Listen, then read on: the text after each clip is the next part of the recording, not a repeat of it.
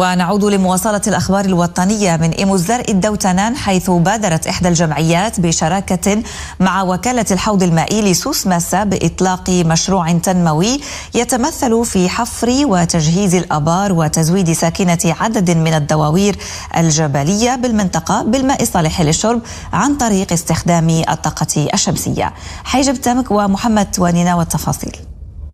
في مبادرة تهدف إلى الحد من معاناة الساكنة الجبلية من ندرة المياه، أطلقت جمعية الشرفاء الأدارسة بدوار التسيلة أيت ناصر بالجماعة الترابية إيموزرق دوتنان مشروعا تنمويا يهدف إلى توفير الماء الصالح للشرب لفائدة حوالي 120 أسرة.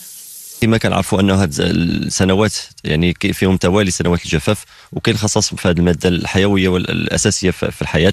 دارت الجمعيه هذه البادره يعني بتعاون مع منخرطيها والمحسنين، وتحفروا واحد جوج ديال الابار بتعاون مع وكاله الحوض المائي لسوس ماسا مشكوره تحت اشراف السيد الوالي.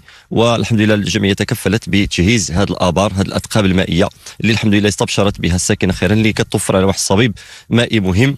والحمد لله انه استطاعت الجمعيه باش يعني تزود لحد الان واحد 120 اسره بالماء الصالح للشرب عن طريق الربط الفردي وعن طريق يعني بناء هذه الصهاريج المائيه. الحمد لله حنا فرحانين بزاف بهذا المشروع ديال الماء. الحمد لله كنا كنعانيو بزاف، عانينا اشد العناء، ولكن الحمد لله بهذا المشروع استبشرنا خير واستفدنا. كنا كنسقيو بالبهايم وكان تيجيبوا لنا لي سيتيرن ديال الماء وما كانش كافي، ولكن الحمد لله بهذا المشروع هذا فرحنا بزاف. ويشمل المشروع الذي تم إنجازه بشراكة مع وكالة الحوض المائي لسوس ماسا والسلطات المحلية حفر وتجهيز أثقاب مائية وتزويدها بألواح الطاقة الشمسية والمضخات مع ربطها بسهريجين بسعة 30 متر مكعب لكل واحد.